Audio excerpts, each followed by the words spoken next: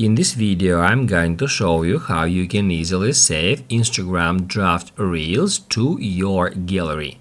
Be sure to watch the video to the very end so you don't make any mistakes.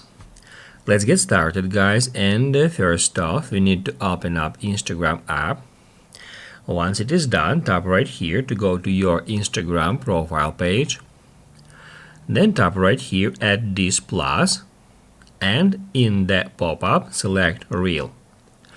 You will be taken to that page where at the very top you can easily find drafts, and if we get into it, it will show us all our Reels drafts here at one place.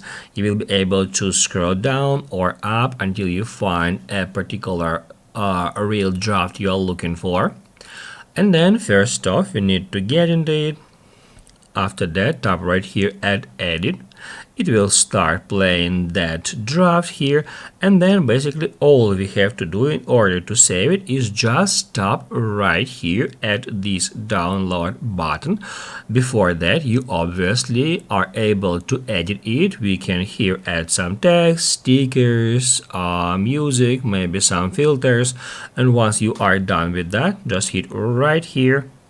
And here now it says save, so we can now head over to our photos gallery, and that's where at recents we can easily find the file we have just saved.